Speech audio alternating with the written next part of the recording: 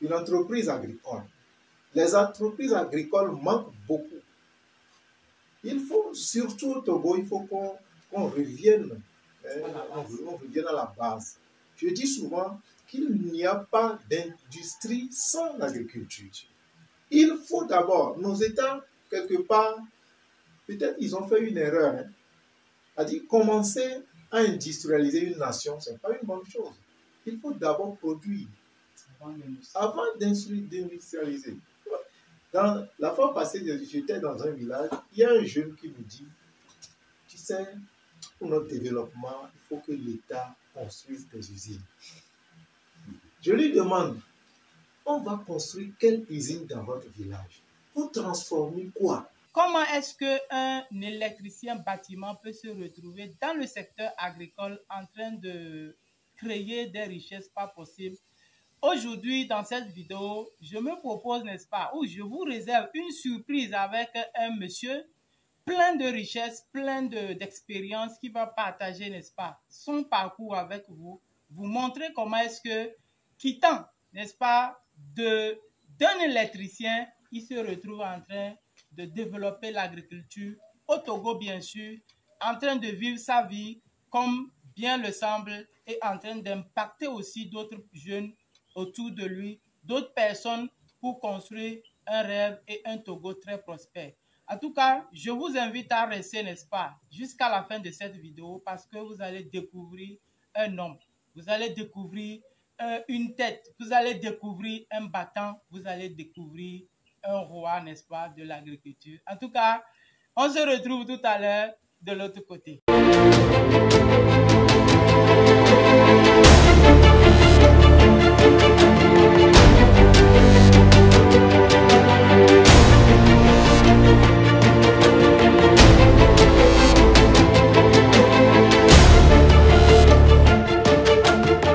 Bienvenue encore une fois sur la chaîne Entreprends chez toi. Cette chaîne sur laquelle nous donnons vraiment des astuces très importantes, des astuces qui vont permettre, n'est-ce pas, à cette jeunesse de se réveiller, de prendre leur destin en main et de montrer, prouver tout le monde entier que nous aussi en Afrique, nous sommes capables de très grandes choses. Et comme je le disais dans l'introduction, aujourd'hui dans cette vidéo, nous avons décidé, n'est-ce pas, de venir chez un aîné, une personne expérimentée qui s'est déjà jetée à l'eau sans savoir, sans avoir vraiment un secours forcément en vue, mais aujourd'hui qui est en train de faire un exploit merveilleux et qui va partager avec nous son expérience. Alors je ne vais pas dire grand-chose ou je ne vais pas dire plus, mais on va plutôt l'écouter. Alors, Monsieur Nicolas, en tout cas, moi je vous connais déjà. Oui. Vous allez vous présenter, n'est-ce pas, à toutes ces personnes qui nous suivent. Oui. Bien, merci, M. Mouzou, qui m'a découvert en plein tournée ou bien en voyage dans ma ferme. Je m'appelle Nicolas Aguessi. Je suis de nationalité béninoise. Je suis né au Bénin. J'ai fait mes études au Bénin. Après, je me suis formé au Togo en électricité bâtiment. Bon, avec une dizaine d'années de l'exercice de ma fonction professionnelle. J'ai eu après certaines expériences qui m'ont poussé à rentrer dans l'agriculture. Okay. Donc, c'est de là que j'ai découvert un jour M. Mouzou. Et on a fini par se rencontrer jusqu'à ce jour. Merci. D'accord, c'est fantastique. Dans la présentation, vous avez dit que vous êtes né au Bénin, oui. Vous avez été formé là, oui. Ou bien vous avez été élevé là. Oui. Et vous êtes venu au Togo, oui. Et vous faire former encore en tant qu'électricien. Oui. Mais finalement, on vous retrouve dans une ferme en train de, voilà, d'exploiter le gisement d'argent qui se retrouve, n'est-ce pas, dans le sol. Qu'est-ce qui s'est passé concrètement? Comment est-ce que un électricien bâtiment quitte, n'est-ce pas, l'électricité et d'un jour à l'autre, il se retrouve, n'est-ce pas, dans une ferme comme celle-ci? Bien, c'est un peu profond. C'est un peu profond. Je suis un homme un peu discret. Je n'aime pas me faire connaître. Ah. Malheureusement, nous jeunes, on a l'obligation, n'est-ce pas, de vous découvrir. Oui. Je crois que ce n'est pas par hasard aussi que vous m'avez rencontré. Et par cette occasion, c'est pour la première fois que je sors de cette discrétion pour me présenter, partager. Oui. Bien, et je suis en dehors de ma formation professionnelle, électricien bâtiment. Je vais vous dire que je suis un croyant. Et je suis un croyant chrétien. Et j'ai beaucoup étudié les Saintes Écritures, la Bible. Et c'est en étudiant la Bible que j'ai découvert beaucoup de choses. Et c'est cette découverte qui m'a conduit en agriculture. Est-ce que vous croyez que ça peut être possible? Je crois en tout cas parce que oui. Je vois aujourd'hui plein de béninois, même des prêtres qui oui. se lancent en agriculture. D'accord. Et pour moi, c'est plus exceptionnel. C'est encore exceptionnel. Oui. En tout cas, il faut nous en dire plus. On a envie de découvrir encore plus. Je vais vous dire un peu seulement de cela. Ok. Bien. Et j'ai découvert en étudiant les Saintes Écritures les époques de l'humanité qui traverseraient des temps apocalyptiques. Et après une longue étude de certains événements que le monde va rencontrer en évoluant, et j'ai découvert que dans l'avenir de mon époque actuelle, nous allons rencontrer beaucoup de difficultés, dont la famine. Et j'ai eu à partager ce que j'ai étudié, ce que j'ai rencontré dans les Saintes Écritures avec d'autres personnes qui ont aussi pris le temps de fouiller, de vérifier, et ils ont finalement compris que c'est vrai, que le temps que nous avons devant nous sera difficile. Et la plus grande difficulté que nous allons rencontrer, ce sera la famine, la sécheresse. Maintenant, comme actuellement, il pleut, est-ce que nous ne pouvons rien faire pour nous préparer à rentrer dans cette détresse-là? Et c'est cette question qui a poussé mes amis et moi à rentrer dans l'agriculture. Et ensemble, nous avons décidé à faire le chemin. Et je ne suis pas seul. Je suis avec un ensemble de personnes qui ont la même vision que moi. Justement, j'allais vous poser la question. Quand vous parlez de vos amis et vous, ça vous a dit que vous formez un groupe actuellement ici. Oui. Alors pourquoi choisiriez-vous d'avancer en groupe et non avancer seul comme d'autres personnes le font d'ailleurs chaque jour en Afrique? Oui. Vous savez qu'il n'y a aucune guerre qu'une seule personne peut faire pour gagner. Exactement. Nous ne pouvons pas faire une guerre. C'est-à-dire une seule personne ne peut pas faire une guerre et la gagner. Donc nous sommes en face d'une difficulté. Nous avons compris qu'il faut faire quelque chose. Et je n'étais pas seul. J'ai découvert la chose, j'ai montré à des amis, ils ont compris. Et est-ce qu'il faut aller seul? Non, nous avons compris qu'il faut aller ensemble. Et c'est pourquoi. Justement. Et ça me fait, en tout cas, ça me rappelle ou ça me fait voir un peu comment est-ce que les grandes puissances aujourd'hui fonctionnent, parce que ce que vous nous dites est très vérifié. Même ces personnes, les grandes firmes qui viennent ici s'implanter et nous coloniser, sinon prendre toutes nos richesses, ont compris cet aspect de choses que ils ne veulent jamais avancer seuls. Même si vous voyez par exemple Total. Aujourd'hui, quand vous parlez de Total, Total n'est pas une seule personne. Total représente les investissements de plusieurs millions de personnes à travers le monde entier. Total n'appartient pas seulement aux Français. Même les Chinois investissent à Total. Quand vous prenez l'industrie automobile, comme les industries automobiles comme Mercedes. Mercedes n'appartient pas à seulement une seule personne. Les Chinois investissent dedans. Ça veut dire que quand un seul Chinois achète une voiture au niveau du capital Gambler, c'est-à-dire comment Mercedes, c'est et le propriétaire ou bien l'innovateur et le Chinois qui gagnent l'argent. Donc, et ensemble, ils deviennent encore plus puissants. Donc, en tout cas, ça nous fait grand plaisir de nous montrer ce chemin ou ce secret qu'aujourd'hui, en tant qu'Africain, si on veut faire quelque chose, seul on ne peut pas surmonter. En tout cas, seul on ne peut pas gagner cette bataille à laquelle nous faisons. Nous savons, nous sommes dans une guerre économique et une guerre économique et en même temps une guerre d'idées, une guerre idéologique. Donc, il faut se mettre ensemble et surtout vous jeunes qui nous suivez, en tout cas, quand on peut commencer seul, mais si on veut aller très loin, c'est qu'on doit se mettre ensemble pour aller très loin.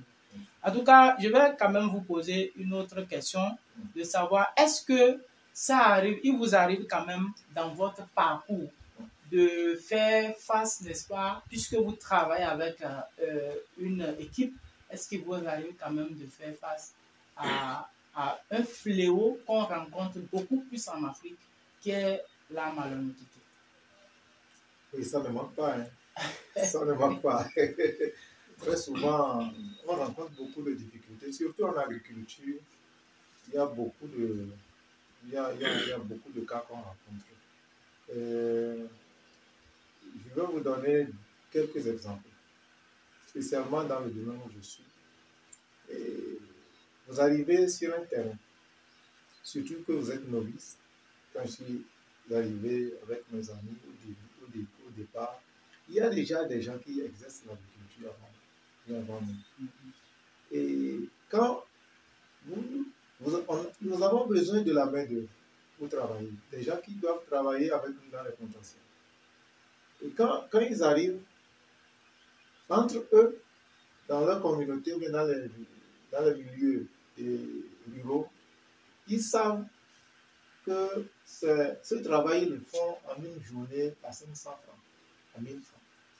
Mais quand ils voient que vous êtes arrivé, vous êtes novice, ils disent 2000. Vous voyez? Ils triplent le prix. Oui, ça, c'est pas honnête. À un moment donné, on s'est rendu compte que ceux qu'on a rencontrés premièrement ne nous ont pas dit la vérité. Et cela nous a conduit dans beaucoup de difficultés. Financièrement, parce que dans un premier temps, vous rentrez dans le domaine agricole et que vous dépensez beaucoup. Vous dépensez même plus que ce qu'il faut dépenser. Dans des secteurs où il ne faut pas beaucoup dépenser, vous dépensez à cause de la malhonnêteté de ceux qui sont déjà là. Et ça fausse aussi les résultats. Il y a ça. Il y a aussi des gens, toujours dans la main d'œuvre, on a besoin de travailler avec d'autres personnes qui doivent venir de loin. Par exemple, au sud ici, nous n'arrivons pas à faire des travaux de force. C'est une réalité au Togo. C'est-à-dire, quand vous êtes en agriculture, vous avez besoin d'un nordiste pour travailler avec vous. Un sudiste au Togo ne peut pas évoluer en agriculture sans un nordiste. Ce n'est pas possible. Maintenant, pour faire venir un nordiste du nord et travailler avec vous, vous avez besoin des intermédiaires qui doivent aller les chercher et venir. Les gens viennent, vous leur donner de l'argent pour vous amener pour faire des recrutements. Vraiment, ça ne tourne pas bien. Ils ne sont pas honnêtes, ils ne disent pas la vérité. Ils prennent de l'argent des fois, ils disparaissent. On ne le retrouve pas. Tout cela fausse le résultat de toute une année, parce qu'au début de l'année, vous devez déjà faire un recrutement des ouvriers. Vous êtes là, le monsieur vous dit, je viens après les fêtes de janvier, je vais venir avec l'équipe. Vous êtes là, il ne vient pas. Vous n'avez personne. Alors que vous avez une semaine pour commencer la campagne agricole. Il y a ces genres de difficultés qu'on rencontre très souvent sur le terrain. Il y en a encore plus que ça. Je peux donner que ces deux exemples. Maintenant, est-ce que vous avez quand même vu le nombre d'années que vous avez eu à exercer dans le secteur, dans le domaine, est-ce que cela vous a, toutes ces frustrations vous ont poussé à trouver quand même une issue ou bien une solution alternative pour pouvoir pallier à ce problème-là. Oui, oui. Et je vais vous donner un exemple. J'ai eu à perdre beaucoup dans ce cadre. Et à un moment donné, après longue réflexion et les renseignements, je me suis rendu compte que les jeunes s'intéressent plus à aller au Nigeria que de rester au Togo. Surtout du centre du Togo jusqu'au nord, il y a la plupart des jeunes. Quand un Togolais descend sur le terrain, demande à les recruter, il préfère aller au Nigeria. Je me suis renseigné pour voir pourquoi, qu'est-ce qui les intéresse au Nigeria. Et finalement, je me suis rendu compte qu'au Nigeria, il y a des entrepreneurs agricoles. La banque les finance. Maintenant, ils ont déjà de l'argent au début de la campagne agricole. Ils ont des projets. Ils ont déjà le financement. Ils injectent cet argent dans le recrutement d'abord. Avant la campagne agricole, ils envoient des gens, des intermédiaires dans le Togo, au Bénin, pour recruter ces jeunes. Et ils font des contrats de 6 à 9 mois de travail. Le travail dur, hein. Ça ne se passe pas facilement là-bas. Et quand les jeunes vont là-bas, ce qu'ils vont prendre, c'est de la moto. Des fois, c'est moto. Entre-temps, c'est du vélo. Après, c'est moto. Ce n'est pas les motos Sanya et autres là qu'on roule ici. Hein. C'est des motos qui coûtent entre 200 et 300 000 francs. Parfois, même fabriquées au Nigeria même. Oui, fabriquées au Nigeria, qui ne sont pas même solides comme les motos que nous avons ici au Togo. Et ces jeunes s'intéressent à ces motos, à ces promesses, et rapidement, ils vont là-bas. D'autres, ce n'est pas des motos, hein, c'est d'autres promesses qu'on leur fait, et puis ils s'intéressent au Nigeria qu'au Togo. Et surtout au Togo, ces jeunes se rendent compte aussi qu'il n'y a pas des entrepreneurs qui ont le même système que le Nigeria. Ce qui fait qu'après réflexion, je me suis dit, est-ce qu'on ne peut pas créer le même système de rémunération au Togo? C'est-à-dire faire un projet, recruter un jeune du Togo, un projet dans lequel il va travailler, et on va le rémunérer par une moto, comme au Nigeria. Est-ce qu'on ne peut pas le faire? Et je me suis engagé à rentrer dans cette aventure, et j'ai commencé à faire des appels, et beaucoup se sont intéressés. Il y a des jeunes qui se sont intéressés à venir travailler dans des projets que j'ai mis en place ici pour gagner des motos qui sont plus solides que les Nigériens. Cela fait que beaucoup de jeunes qui ont les informations, les informations concernant mes projets, quand ils préfèrent venir ici qu'aller au Nigeria. Parce que les conditions de travail ici sont plus faciles que le Nigeria. Donc, c'est cette solution que moi j'ai, à un moment donné, mise en place pour pallier à cette difficulté. Donc, je fais à peu près les mêmes conditions de rémunération que le Nigeria. Et ça attire beaucoup de jeunes qui ne vont plus là-bas. Et puis, j'ai vu que ça apporte aussi un plus dans la lutte contre l'exode rural. Quand les jeunes quittent le Togo, et ils ne quittent pas Kara pour venir à Lomé, ils quittent le Togo pour aller au Nigeria. Les parents ne savent pas où ils sont là-bas. Alors que ici, dans mon système, quand le jeune vient, je contacte les parents, ils savent qu'ils sont avec moi. Ils sont bien suivis. Ils sont bien suivis. C'est ce que j'ai mis en place. Je suis dans la 2e année. Ah, fantastique. En tout cas, ça, c'est à féliciter encore une fois. Mais je vois également que cela découlerait d'un problème de manque d'information et d'absence d'une grande sensibilisation. Est-ce que face à ça, derrière ce que vous faites et que ça vous profite, est-ce que vous faites un effort de faire de faire un travail pour que d'autres jeunes qui viennent encore, puisque aujourd'hui on voit que le système éducatif n'est pas vraiment adapté aux besoins que nous avons au sein de la population et surtout un besoin cruel qui ne cesse de croître, de grimper et que finalement l'État n'arrive pas à maîtriser. Est-ce que vous avez quand même des projets de sensibilisation que vous faites en amont pour pouvoir permettre que ce problème puisse être résolu d'une façon beaucoup plus en profondeur? Bon, pour le moment, c'est pas facile. Apparemment, je vois que vous avez créé un centre. Je vais arriver là. C'est-à-dire, faire un travail rapidement pour trouver une solution à ce problème-là, ce n'est pas facile. Mais nous avons essayé de réfléchir et de mettre en place une structure de formation pour les jeunes. Pour les jeunes en agriculture. Vous avez un centre ici? Oui, nous sommes en train de mettre en place un centre de formation agricole pour les jeunes qui ont, c'est-à-dire le centre, dans le projet a prévu commencer la formation en agriculture depuis la 6e. De la 6e en 3e. Après le BPC, le jeune continue. Et il continue, il ne rentre pas en seconde pour continuer jusqu'à terminale, mais il continue spécialement en agriculture jusqu'à 3 ans. Après les 3 ans, il fait, dans la 4e année, il fait son expérience sur le terrain, toujours avec nous.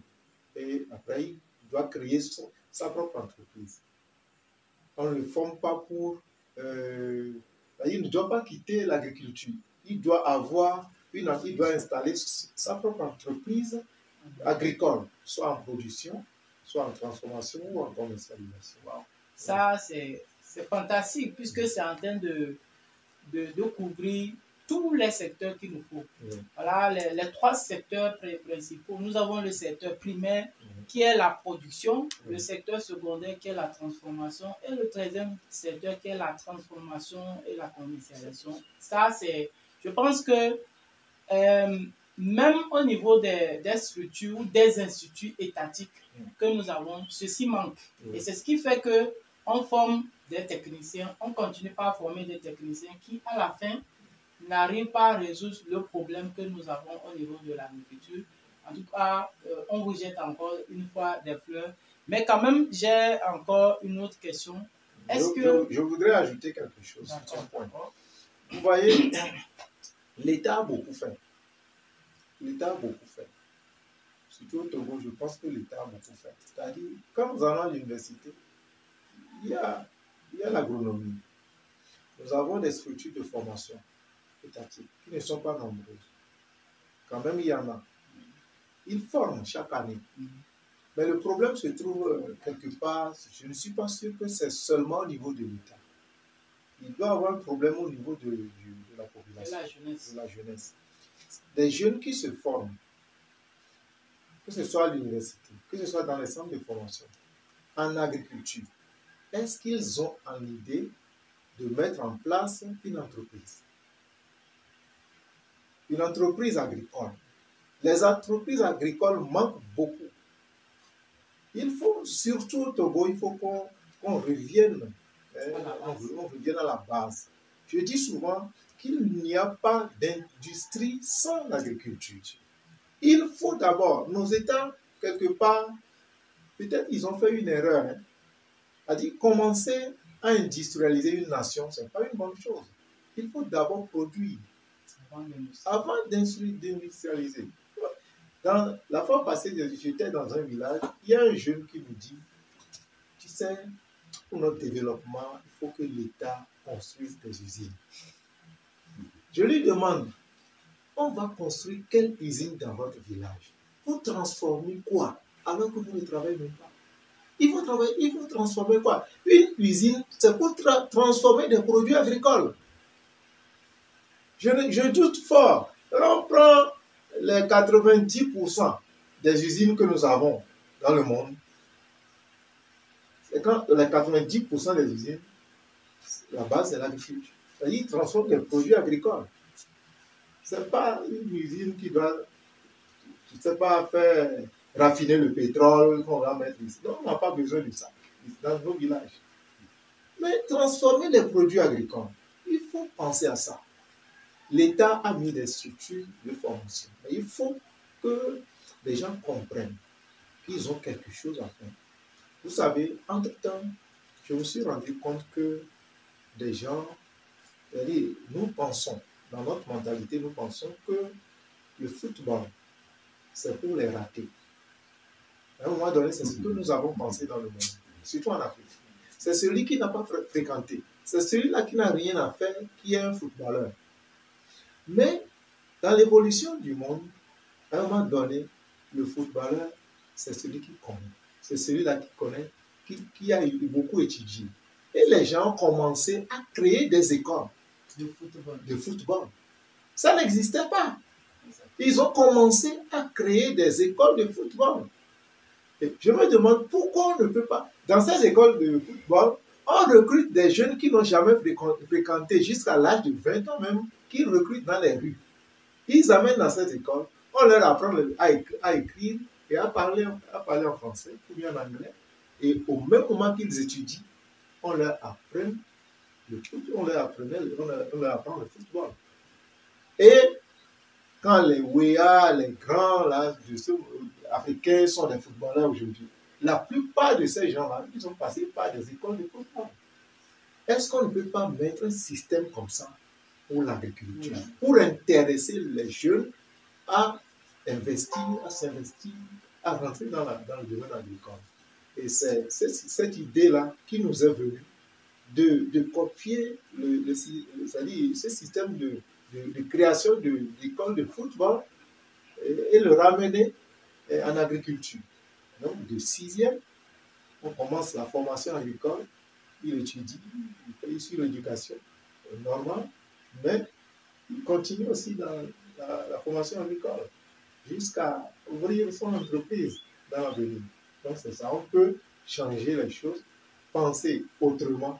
Là, on ne va pas laisser ce cadre-là à l'État, mais à nous maintenant de créer des choses pour aider l'État aussi à avancer dans la formation agricole.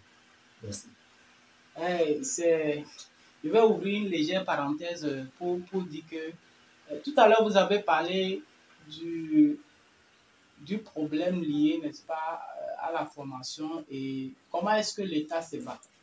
Mais cela me rappelle tout simplement quand j'ai eu mon bac, je suis allé à l'université, je voulais me faire former en agro-business. Et tout de suite, je suis allé vers l'ESA, l'école supérieure d'agronomie, pour pouvoir postuler. Et je postule, après je vois que je n'ai pas été retenu. Donc j'étais frustré parce que moi je ne voyais rien d'autre à faire à part ça. Je ne voulais plus me perdre mon temps parce que je côtoyais déjà en fait des ingénieurs agronomes, des ingénieurs génie civil qui étaient en train de se faire beaucoup d'argent juste dans les champs. Et donc cela m'a tout de suite inspiré. Ça m'a retenu, ça a retenu toute mon âme, voilà, à m'investir dans le secteur. Donc quand je n'ai pas été retenu, ça m'a fait comprendre, je me suis posé la question, mais finalement, j'étais fâché, je disais, j'insultais même ceux qui avaient sélectionné les étudiants. Je me demandais, est-ce que ces personnes qui ont été sélectionnées, est-ce qu'ils savent que ces personnes-là vont finir en agriculture? Et bizarrement ou curieusement, il y avait certains avec qui j'avais été à l'école. Donc, je connaissais un peu leur rouage, comment est-ce que ces personnes, ce qui intéressait ces personnes. Et donc, ça m'amenait à dire que il y a actuellement un problème qui est lié à la sélection des étudiants qui doivent se faire former dans certains centres de formation. Donc, normalement, avant qu'un étudiant ou bien un apprenant soit accepté dans une structure comme l'ESA ou bien dans une école comme ça, il fallait qu'on passe par des entretiens avec des étudiants pour comprendre à peu près ce qui le pousse à aller là-bas. Et ceci va nous permettre d'éviter de faire des erreurs ou de gaspiller des ressources que l'État met à disposition des écoles pour former les gens qui, à la fin, ne nous aident ou ne nous apportent pas grand-chose. C'est ça. Voilà, donc je pense que là aussi, c'est un autre problème. Si peut-être j'avais été retenu dans cette école, peut-être que, bon, en tout cas, ma façon de parler aussi allait changer, peut-être, je ne sais pas, mais... Oui. Mais quand même, c'est pour dire que il y a vraiment les gens quand même qui ont envie de se faire former dans certaines, certaines écoles, Oui. mais faute à la mauvaise sélection, on finit par rater les cibles et puis on envoie nos formations dans le vide. Maintenant, dans votre centre, comment est-ce que vous vous prenez pour la formation des jeunes? Est-ce que qu'est-ce que vous pouvez dire pour intéresser ces jeunes qui nous suivent là à venir se faire former, n'est-ce pas, dans votre centre, afin d'apporter, n'est-ce pas, une plus-value à notre domaine agricole? Bien, pas grand-chose, que je vais les inviter à réfléchir autrement. Parce qu'aujourd'hui, nous avons en face de nous certaines réalités qu'il ne faut pas aller chercher très loin. Nous rentrons dans une étape de l'évolution, dans des difficultés et dans des détresses qu'on n'avait pas imaginées. Quand vous rencontrez un âgé et que vous lui posez la question concernant le changement climatique, il va vous dire tout de suite que lorsqu'il avait 15 ans, il n'avait pas vu ça. Maintenant, ça veut dire que la personne soit croyante ou pas, le monde est en train de rentrer dans une détresse. Et ce qui nous attend dans l'avenir, que nous croyons ou pas, c'est que les changements climatiques vont nous obliger à vivre en famine. Les changements climatiques vont nous obliger à boire une petite quantité d'eau par jour, contrairement à ce que nous devons boire. Ça va nous demander à diminuer notre ration alimentaire journalière. Est-ce que vous ne voyez pas que c'est difficile? C'est-à-dire, nous sommes contraints à vivre autrement que ce que nous devons, que la norme. Bien, donc, à l'heure où nous sommes, nous devons penser, nous devons réfléchir autrement. Et si nous continuons à suivre des formations qui vont nous conduire à aller demander à être employé quelque part par quelqu'un qui a mieux réfléchi, qui s'est levé tôt pour créer son entreprise. Et nous formons, c'est pour demander de l'emploi auprès d'un entrepreneur sans penser que nous pouvons être l'entrepreneur de demain. Pour la nouvelle génération, si nous ne voyons pas la chose dans ce sens, ce sera difficile. Pour aujourd'hui, la plupart ne veulent pas créer d'entreprise. On veut être employé. Quand vous voulez être employé et que nous avons une société dans laquelle la majorité de la jeunesse pense être employée, soit par l'État ou par des structures informelles, c'est une crise. C'est déjà une crise pour nous. Donc, lorsque nous revenons dans notre réflexion et que nous nous ressaisissons pour voir s'il ne faut pas se former pour créer d'entreprise, ça c'est déjà une nouvelle chose. Maintenant, créer quelle entreprise?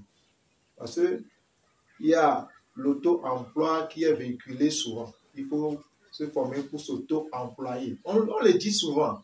Les ministres l'écrivent, l'État l'écrit, tout le monde dit ça, les entrepreneurs, les formateurs, ils forment des jeunes pour s'auto-employer. Mais à la fin de la formation, on ne voit pas les entreprises fleurir comme il faut.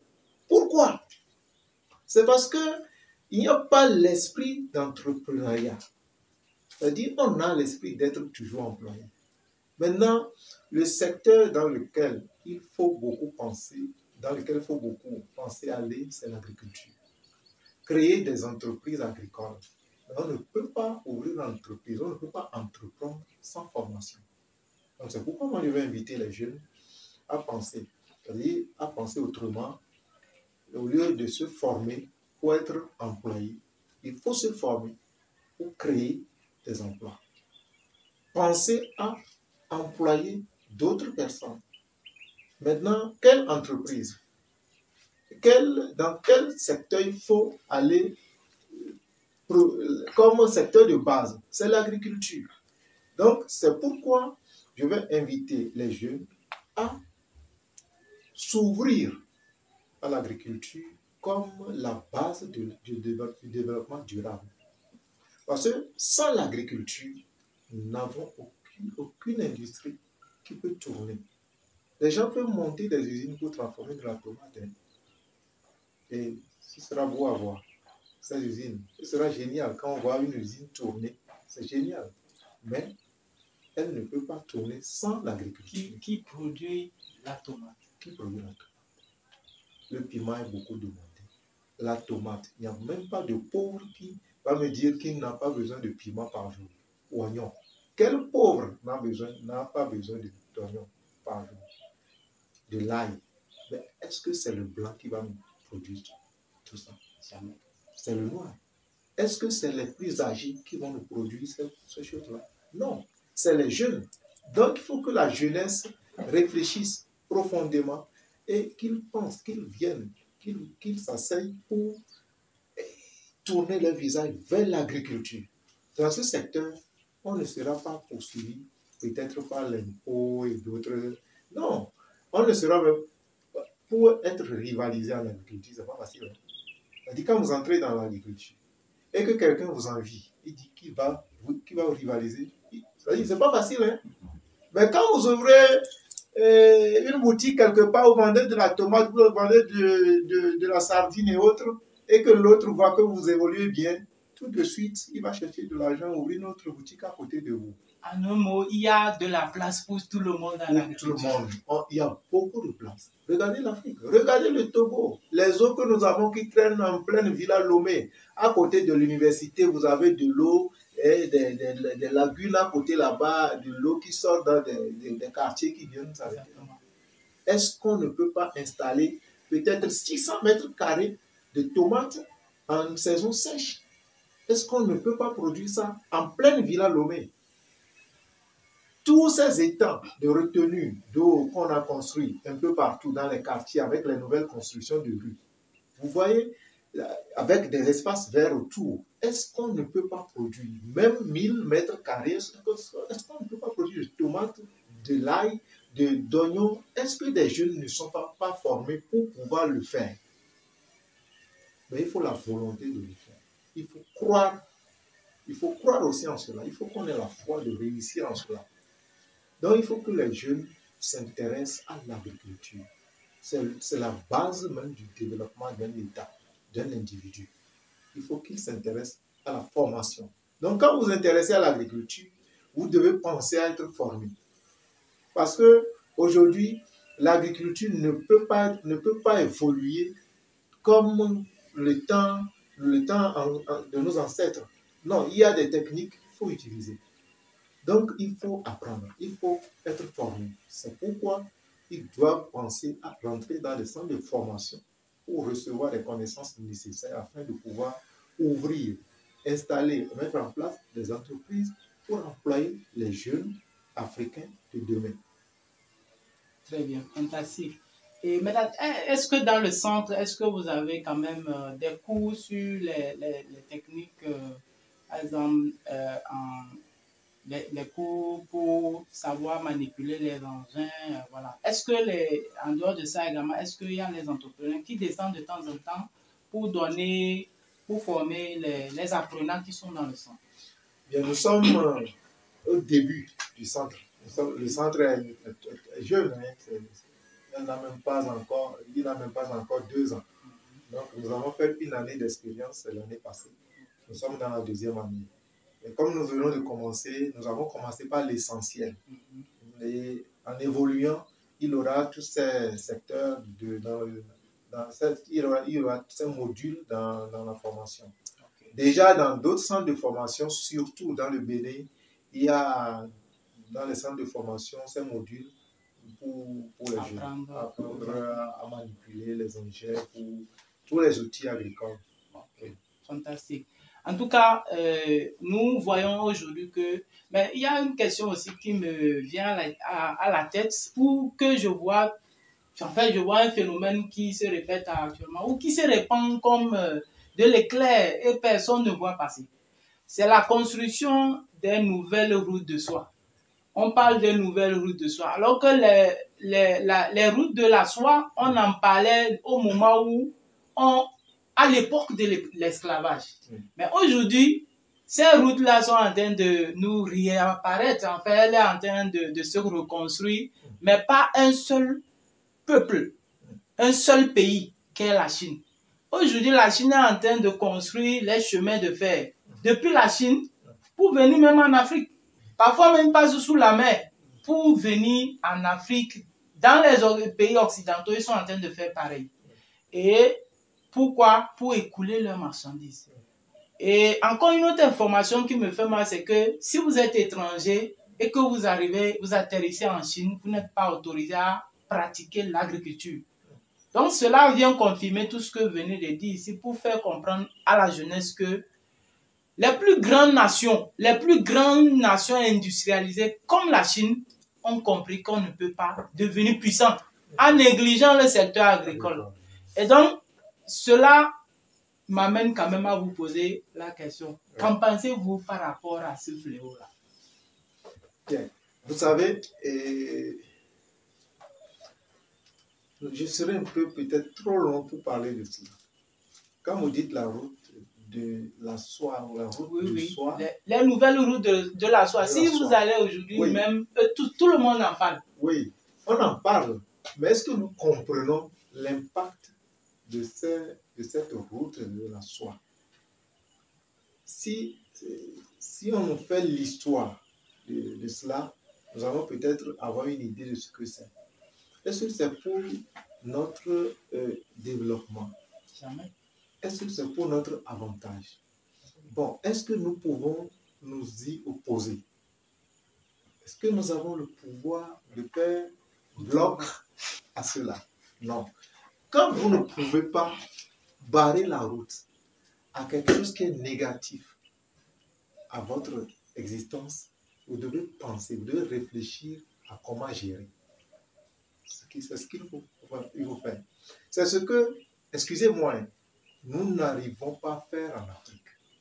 C'est-à-dire, à un moment donné, on fait l'histoire. On a en face une réalité qu'on ne peut pas empêcher de s'accomplir. Mais on veut lutter sans réfléchir, sans avoir accepté la chose et gérer. Donc, nous ne pouvons pas faire la barrière, nous ne pouvons pas faire bloc pour cette route de soie. Qu'est-ce qu'il faut faire? Il faut réfléchir et voir ce qu'il faut faire, comment gérer ce fléau ou bien ce système qui arrive. Et pour gérer cela, il faut passer par l'agriculture chez nous. Lorsque nous ne nous intéressons pas à l'agriculture chez nous, sur notre territoire, et que nous pensons qu'il faut quitter l'Afrique et aller se développer en Europe, cette route de la soie va venir et sera négatif. Nous envahir négativement. Si, demeurant en Afrique, nous pensons que nous allons développer notre économie seulement que par le phosphate, l'or et autres, par les ressources du sous-sol, que nous allons nous asseoir seulement sur ces éléments pour nous développer, ce serait une erreur. Nous n'allons pas pouvoir nous sortir de ces fléaux qui sont en route pour s'installer chez nous. Donc, que le blanc vienne. Je ne vois pas ce que la Chine va faire de meilleur que la France. Je ne vois pas ce que la Russie peut apporter de meilleur. Nos ancêtres avaient fait ces erreurs. Quand il y avait les Allemands, on pensait que quand les Français allaient venir, ce sera meilleur. On s'est entretenu On s'est enfoncé dans la On boue. s'est enfoncé dans la boue. D'autres ont dit qu'on fait la barrière aux Français. D'autres ont dit non, que les Allemands restent. Finalement, ceux qui ont accepté que les Français viennent, ils ont réussi. Et aujourd'hui, c'est ces mêmes personnes qui demandent que les Français quittent et que d'autres arrivent. Est-ce que ceux qui arrivent feront mieux que ça? Donc, pour gérer ce genre de choses, il faut aller plutôt dans l'agriculture. Quand le blanc vient, il ne pense pas aller dans l'agriculture directement. Il veut aller dans le sous-sol. Les Chinois ne viennent pas en Afrique si ce n'est pas ce qui est dans le sous-sol. Si ce n'est pas pour puiser ce qui est dans le sous-sol. En ce moment, quand le Chinois va venir pour le pétrole, pour le phosphate, pour l'uranium, si toi et moi, nous pensons à l'agriculture, nous sommes dans notre champ. Nous produisons ce que le Chinois va manger. Si nous élevons les animaux que les Chinois consomment, les Chinois aiment beaucoup le canard. Si nous élevons les canards, Aussi. Si nous élevons les porcs et que le Chinois vient, quand il puise dans notre sous-sol, il aura faim. Il va manger ou pas? Qui va lui fournir cette nourriture? C'est à nous. Nous pouvons profiter de tout ça, genre de choses. Donc, il faut que nous réfléchissions autrement. Aller dans l'agriculture, que notre prière soit fixée sur le climat. Que le climat nous soit favorable pour que nous puissions gagner quelque chose dans l'agriculture. Cela va nous aider à pouvoir gérer tout ce que le blanc va apporter et pour son intérêt et qui ne sera pas dans notre avantage. Ça va nous aider à pouvoir le gérer et à pouvoir survivre. Sinon, nous ne pouvons pas faire une barrière à tout ce vent de blanc qui est en train de nous envahir. Mais il faut penser à le gérer en allant dans l'agriculture. Je crois que ce sera la meilleure solution. Bien compris. Il faut mieux gérer ces fléaux en allant dans l'agriculture. J'espère que c'est bien rentré dans vos oreilles. J'espère que vous avez bien reçu ce message. J'espère que vous en ferez un bon usage et vous allez vous lever maintenant, pas demain. Maintenant, il faut se lancer. Et donc la dernière question, Monsieur Nicolas, est-ce que vous utilisez quand même les réseaux sociaux est-ce que vous êtes présent sur les plateformes digitales voilà, actuelles? Comme je le disais tantôt, je suis un peu discret. Compte tenu de ma discrétion, Oui. Je ne partage pas beaucoup de choses par les réseaux sociaux. Ok. Un peu Comment vous faites alors pour écouler vos marchandises ou pour faire vendre, n'est-ce pas, facilement? Oui. Les réseaux sociaux nous aident beaucoup à couler les marchandises. Donc, j'utilise les réseaux sociaux à 50% seulement, bien 40%. Pas pour partager mes idées, mais seulement pour faire couler et communiquer avec des amis, les correspondants. Voilà. Oui. Et dans votre expérience, si aujourd'hui un jeune, en vous suivant sur cette chaîne, a envie vraiment de se lancer en agriculture. Quand on parle de l'agriculture, c'est qu'il y a plusieurs secteurs, il y a plusieurs productions à faire. Selon votre expérience, quelle production pourrez-vous conseiller à un jeune qui suit cette vidéo et qui est prête, qui sait qu'aujourd'hui, si elle quitte, n'est-ce pas, cette vidéo, elle va commencer par se lancer? Quel conseil vous allez donner à cette personne? Oui, vu l'expérience que j'ai eue jusqu'à ce moment, moi, je n'avais pas eu cette opportunité de connaître ce qu'il faut faire, ce qu'il faut faire premièrement. Par où il faut commencer. Par où il faut commencer. Je n'avais pas eu cette opportunité.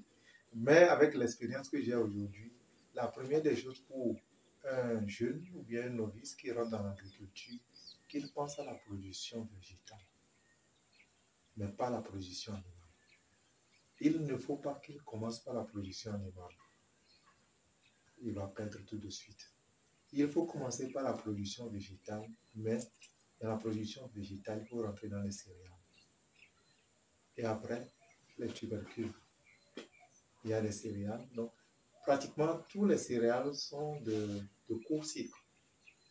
Il y a les tubercules sont de long cycle. Donc, il faut prendre les cultures qui sont de court cycle pour commencer. Donc, la production végétale, produit pour soi, produit pour commercialiser, pour d'autres. Maintenant, produit pour ces animaux qu'il faut élever plus tard. Merci beaucoup pour ce conseil. En tout cas, j'avais déjà reçu un tel conseil, n'est-ce pas, auprès d'un autre aîné qui disait qu'on ne peut pas se lancer en élevage de poulet ou de volaille sans passer par la production végétale. Et ceci vient confirmer, n'est-ce pas, cette information. C'est très important. Et aujourd'hui seulement, nous avons reçu une autre information qui nous fait comprendre que le céréal, parmi les céréales les plus utilisées dans l'élevage de la volaille, le soja devient de plus en plus rare. Et si tu te lances en production animale et que tu n'as pas une telle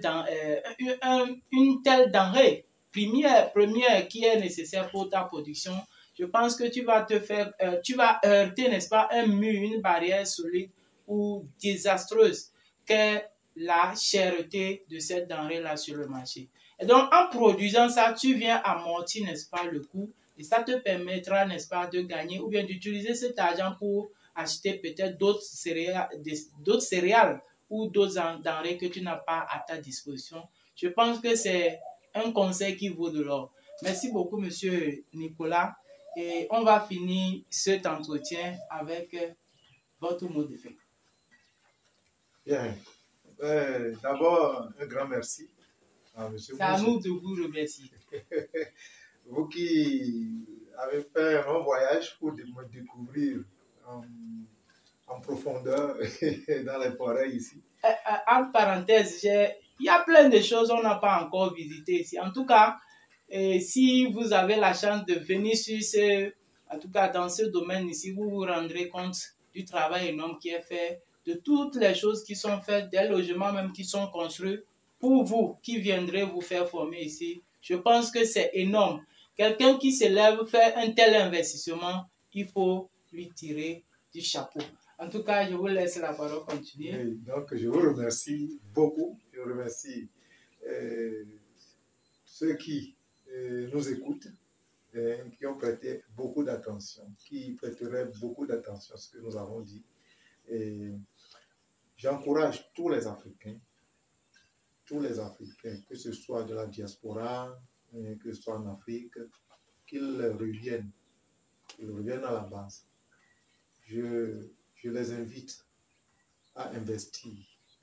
Je les invite à financer, à investir de fonds dans l'agriculture en aidant leurs frères qui sont en Afrique, c'est-à-dire la diaspora.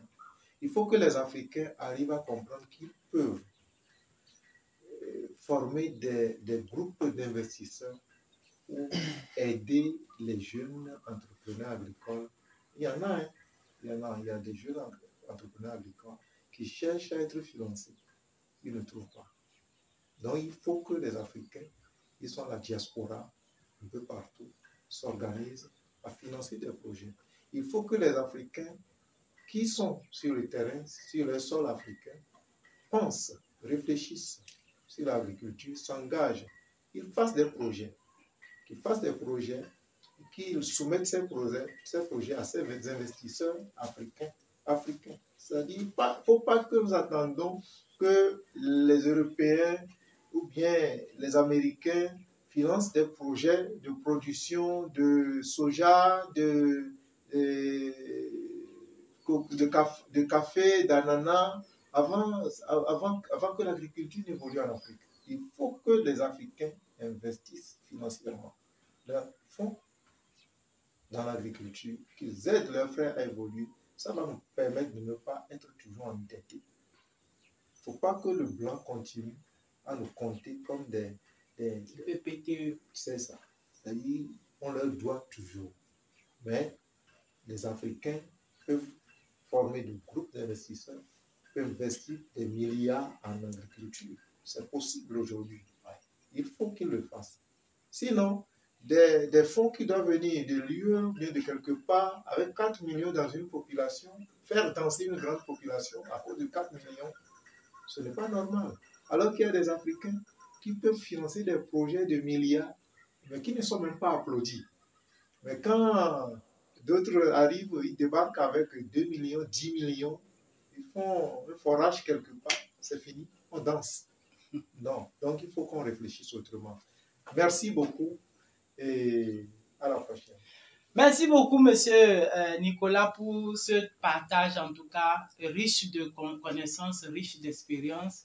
Et merci aussi pour nous avoir reçus, n'est-ce pas, dans vos locaux ici, pour pouvoir partager, n'est-ce pas, avec grand plaisir. En tout cas, et si vous avez envie d'aider un jeune, si vous êtes aujourd'hui dans la diaspora, vous êtes à l'étranger, vous voulez aider un jeune frère, n'est-ce pas, qui se retrouve au Togo, en Afrique, vous pouvez lui l'envoyer ici, l'aider en l'envoyant sur une formation dans son centre. Je crois que ce sera la plus grande aide que vous auriez apportée à un tel jeune. On se retrouve dans une prochaine vidéo. Ciao, ciao.